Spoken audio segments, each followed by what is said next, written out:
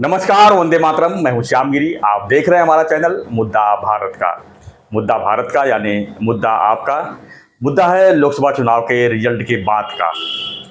जी हाँ, रिजल्ट के बाद का जो स्थिति हम उसके ऊपर एनालिसिस कर रहे हैं, खासकर महाराष्ट्र का, क्योंकि महाराष्ट्र की स्थिति इतनी बदली हुई दिखेगी ये किसी ने सोचा भी नहीं था। सब लोग कह रहे थे कि एनडीए को इतना आएगा और महाविकास आघाड़ी को सहानुभूति है, उद्धव जी को सहानुभूति है, पवार साहब को सहानुभूति है और उनको इतने सीट मिलेंगे, लेकिन इतना ज़्यादा सीट उनको मिलेंगे और बीजेपी खाली 9 सीट, 28 में से बीजेपी 9 और कांग्रेस को 13 सीट।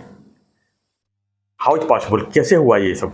आज इसी विषय पर हम चर्चा कर लेंगे। हमारे साथ में है राजनीतिक विश्लेषक सुभाष खाले जी, जो हमारे साथ लगातार इसी एनालिसिस भी जुड़े हुए हैं।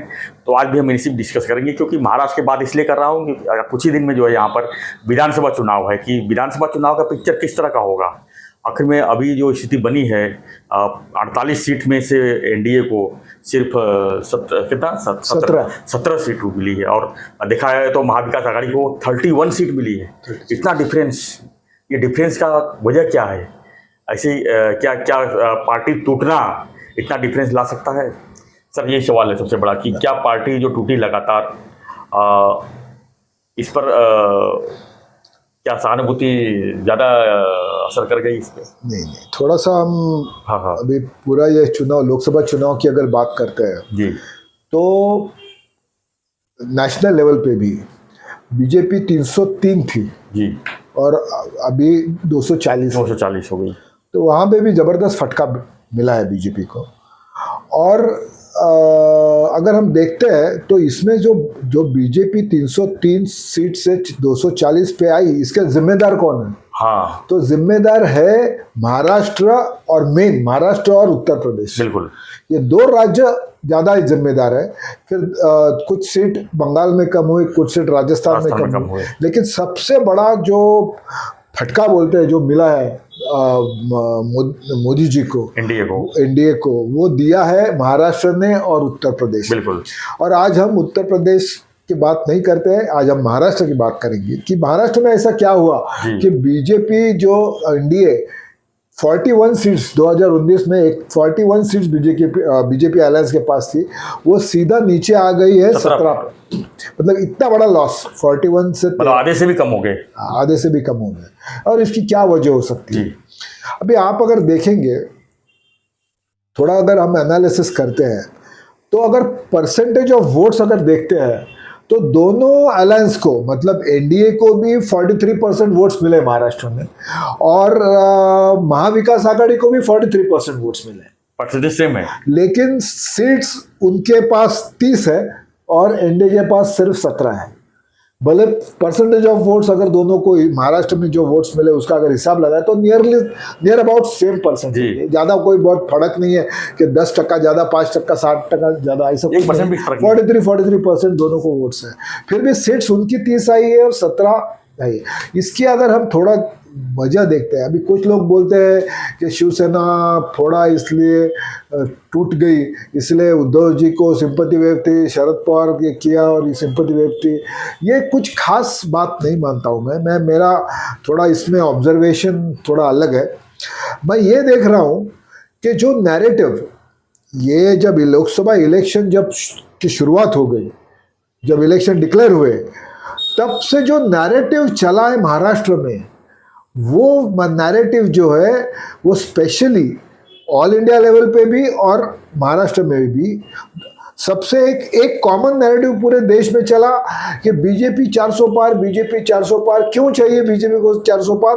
कि उनको बाबा साहेब आम्बेडकर की राज्य घटना जो है, संविधान ही बदली करना है, इसलिए उनको 400 चाहिए। ये जो एक पूरे हिंदुस्तान में नैरेटिव लगा के रखा था उन्होंने, कहीं ना कहीं बीजेपी ने जो नारा लगाया 400 पार, तो उनको नुकसान करेगा। उसका जो उन्होंने जो उसका ऑपोजिशन वालों ने उसके बारे में लोगों के मन में ये भर दिया कि उनको संविधान बदलनी है और हर मीटिंग करना है। हर मीटिंग में ये ऑपोजिशन वाले ये एक ही नारा लगा रहे थे कि बीजेपी को संविधान बदलनी है और हमको डेमोक्रेसी संभालनी है, हमको संविधान बचाना है, हमको संविधान बचाना है। और ये पूरा नैरेटिव कंटिन्यूअस इलेक्शन तक चालू था।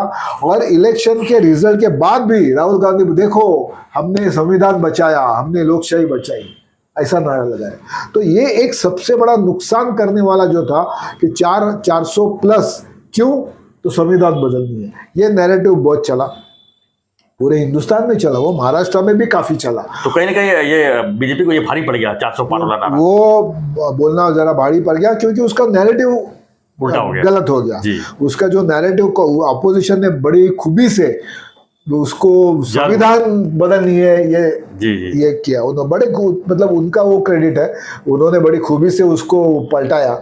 और दूसरा जो था कि अभी आप देखेंगे तो सबसे अच्छा परफॉर्मेंस अगर देखें तो शरद पवार जी का है, उन्होंने 10 सीट लड़ी और उनकी 8 सीट आई है। हाँ। फिर 80% रिजल्ट है। हाँ, कांग्रेस का है 17 सीट लड़ी और 13 आई। लेकिन उबा ठाकी 21 सीट लड़ी और उनको 9वीं सीट मिली है। मतलब जिस तरीके से कांग्रेस को फायदा हुआ है, जिस तरीके से शरद पवार को फायदा हुआ है, उस हिसाब से उबा ठाकुर को फायदा नहीं हुआ है। उन्होंने 21 सीट लड़ी और मिली उनको 9। तो इसका मतलब ये होता है कि उद्धव ठाकरे जी की सेना का फायदा किसको अगर मिला तो वो कांग्रेस को मिला और वो शरद पवार को मिला, लेकिन उनका फायदा उबा ठाकुर को नहीं मिला, ये दिख रहा है। क्योंकि स्थिति शिंदे की भी रही। हाँ, स्थिति शिंदे की थी, 15 में से 7 आई उनकी। एकनाथ शिंदे जी के 15 में से 7 सीट आई और अजित पवार को सिर्फ 1 ही सीट मिली 5 में से। लेकिन ये पूरे महाराष्ट्र के अगर हम आज रिजल्ट्स के बारे में सोचते हैं तो सबसे ज्यादा फायदा हुआ है शरद पवार को और कांग्रेस को। और वो जो पिछले इलेक्शन में कांग्रेस की 1 सीट थी और शरद पवार के पास 4 सीट थी, मतलब 5 पे थे, वो आज दोनों 13 और 8 21 पे गए। मतलब और शिवसेना को अगर देखते हैं कि अगर शिवसेना 9 और शिवसेना एकनाथ शिंदे 7 तो 16 हो गए, 18 पहले भी थी। तो नुकसान किसका हुआ है? शिवसेना का हुआ है। और फायदा किसका हुआ है? कांग्रेस और शरद पवार का हुआ है। और ये जो बात है, लेकिन बीजेपी को तो नुकसान हुआ सर। बीजेपी का तो हुआ ही है, बीजेपी तो टोटली फ्लॉप हो गई है। हाँ। मतलब बीजेपी के पास 23 सीट थी, वो सीधा 9 पे आ गई। उनका तो लॉस छोड़ दो, वो तो है ही, उनको लॉस तो हुआ ही है। लेकिन सब इसमें अगर जो इनको लग रहा है उबा ठाकुर कि हमको बहुत फायदा हुआ, हमको बहुत फायदा हुआ, और वो जो आज नाच रहे चिल्ला रहे, तो ये अगर हम देखने को जाते हैं तो सबसे बड़ा बीजेपी के साथ बीजेपी के बाद अगर सबसे बड़ा नुकसान किसका हुआ है तो उबा ठाकुर हुआ है। ये लोकसभा इलेक्शन में 21 सीट लड़ने के बावजूद उनके सिर्फ 9 सीट आई। बीजेपी का तो बहुत ही बड़ा नुकसान हुआ। लेकिन सेकंड नंबर अगर किसी का लगता है नुकसान में तो वो एकनाथ शिंदे का नहीं है, वो कांग्रेस का नहीं है, वो शरद पवार का नहीं है, वो राष्ट्रवादी अजित पवार का भी नहीं है, वो है उद्धव ठाकरे। तो इसको विधानसभा में किस तरह देख रहे हैं सर? नहीं, अभी ये जो महाराष्ट्र को जो नैरेटिव हुआ जिसकी वजह से आज बीजेपी को इतना, इसकी एक मेन सबसे बड़ी वजह ये है कि बीजेपी को जो कैंपेन उन्होंने चलाया था उद्धव ठाकरे जी शरद पवार ने कि भाई ये संविधान का एक तो सबसे बड़ा मुद्दा संविधान था, और दूसरा जो 2022 में जो सत्ता पलट हुई, वो सत्ता पलट क्यों हुई? उद्धव ठाकरे जी को छोड़कर क्यों एकनाथ शिंदे बाहर निकले और शरद पवार को छोड़कर क्यों अजित पवार बाहर निकला? ये लोगों के पास जिस तरीके से जाना चाहिए था उस तरीके से वो सफलतापूर्वक भारतीय जनता पार्टी, एकनाथ शिंदे और अजित पवार इसमें फेल हो, और इसकी वजह से आज उनको प्रॉब्लम क्रिएट हुई है। तो इनको क्या करना चाहिए था फिर? नहीं, उनको मेन जो उनका अटैक होना चाहिए था, तो अभी इसीलिए मैं बोल रहा हूं ना, महाराष्ट्र में इलेक्शन जो चली वो नेशनल मुद्दे पे चली ही नहीं। जो नेशनल मुद्दे है, भाई बीजेपी ने क्या काम किया और क्या करना चाहती है, पिछले 10 साल में बीजेपी ने क्या काम किया और आगे 5 साल में मोदी जी क्या करना चाहिए, वो मुद्दा आया ही नहीं। वो इलेक्शन महाराष्ट्र की उबाठा मतलब ये जो महाविकास आघाड़ी वालों ने नेशनल मुद्दा बाजू में रख के स्टेट लेवल के मुद्दे के ऊपर लाके रख दिया उन्होंने, और इसका फायदा उनको मिला है।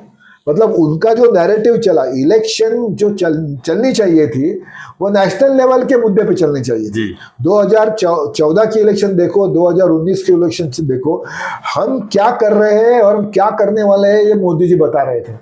लेकिन महाराष्ट्र में जब आए मोदी जी का अभी भाषण हम देखते हैं तो नकली शिवसेना, नकली राष्ट्रवादी और ये ऐसे छोटे छोटे लोकल मुद्दे, वो लोकल मुद्दों के ऊपर इलेक्शन आ गए लोकसभा की, और मेन फोकस वो महाराष्ट्र के लोकल मुद्दों पे गया। और जो नेशनल लेवल पे जो होनी चाहिए था, जो 10 साल में क्या काम किया और अगले 5 साल में क्या करना चाहिए, वो मुद्दे बाजू में हट गए। तो इसी इलेक्शन का सबसे बड़ा दुर्भाग्य महाराष्ट्र का यह है कि नेशनल मुद्दे छोड़कर इलेक्शन लोकल लेवल पे लाने में महाविकास आघाड़ी सफल हुई, और उसका फटका ये युति को मिला है। युति को जो है अब विधानसभा की तैयारी में जुटना पड़ेगा, उसके लिए उनको सबसे पहले क्या करना होगा? ये देखो, अभी ये तो नेशनल लेवल तो खत्म हो गया। अभी आप लोगों को या महायुति को ये दिखाना बहुत ज़रूरी है कि अगले ये अभी 2.5 साल में, ये जो 2.5 साल अभी सत्ता चल रही है, एकनाथ शिंदे जी मुख्यमंत्री है, ये 2.5 साल में हमने क्या काम किया है, हमने क्या विकास किया है, और अगले 5 साल हमको क्यों चाहिए। अगर फिर से देखो, और ये मुद्दा रहेगा बाजू में, और फिर से महाविकास आघाड़ी यही मुद्दे पे आने वाली है कि भाई ये थोड़ा फोड़ी का राजकारण हुआ, वॉशिंग मशीन, जो पार्टी में जिनके ऊपर भ्रष्टाचार का आरोप करते हैं उनको ही पार्टी में लेते हैं, या ऐसे ही मुद्दे के ऊपर महाविकास आघाड़ी इलेक्शन लड़ने की कोशिश करेगी। लेकिन भारतीय जनता पार्टी, शिवसेना, एकनाथ शिंदे और अजित पवार को फोकस करना पड़ेगा इलेक्शन में कि हम किस तरह का विकास महाराष्ट्र में लाने वाले हैं। शेतकरियों को अभी देखो, यहाँ महाराष्ट्र का थोड़ा और अभ्यास हम करते हैं तो कापूस, प्याज, सोयाबीन और प्याज, ये 3 चीजों ने भी इस टाइम फटका दिया हुआ है महाराष्ट्र में। ये शेतकरी जो कापूस उत्पादक शेतकरी है, सोयाबीन उत्पादक शेतकरी है और प्याज उत्पादक शेतकरी है, ये शेतकरियों को जो हमी भाव और जो महाराष्ट्र गवर्नमेंट से जो उनको अपेक्षित था कि पॉलिसी डिसीजन में जो करना चाहिए था वो उन्होंने नहीं किया, और इसीलिए मराठवाड़ा, विदर्भ और मध्य महाराष्ट्र में जो फटका मिला है वो भी एक बहुत बड़ा कारण है। इसीलिए हमेशा इलेक्शन कौन से मुद्दे पे लड़ना यह तय करना बहुत जरूरी होता है, और इस बार लोकसभा में महाराष्ट्र में महाविकास आघाड़ी ने विकास का मुद्दा छोड़कर बाकी के मुद्दों पर खींच लाए इलेक्शन, और इसलिए उनको सफलता मिली। मराठा आरक्षण को कितना मुद्दा मानते हैं? मराठा आरक्षण का मुद्दा मैं खुद समझ रहा हूं कि मराठा का वो मुद्दा जो चला, जो आंदोलन चला, और जनांगे जो पश्चिम महाराष्ट्र और मराठवाड़ा में जिस तरीके से उन्होंने ये किया, तो उनका आंदोलन का भी इफेक्ट हुआ है। और वहाँ की जो अभी दानवे जैसे हमारे नेता राव साहब दानवे जी हारे, पंकजा मुंडे हार गई बीड़ में से, तो ये इसमें polarisation of votes, Maratha votes मैं खास करके देख रहा हूं कि ये इलेक्शन में मराठा वोट्स, दलित वोट्स और मुस्लिम वोट्स, ये तीनों महायुति के खिलाफ गए, और इसी वजह से जो प्रॉब्लम है। और शेतकरी, सोयाबीन कापूस उत्पादक शेतकरी, सोयाबीन उत्पादक शेतकरी और कांदा उत्पादक शेतकरी यानी प्याज उत्पादक शेतकरी, इसकी वजह से जो लॉस हुआ है वो इसी वजह से हुआ है। अगर हम देखते हैं कि जो महाराष्ट्र के अगले विधानसभा के इलेक्शन में अगर ये चीज़ों नहीं संभालती है महायुति, तो महायुति को प्रॉब्लम हो सकता है।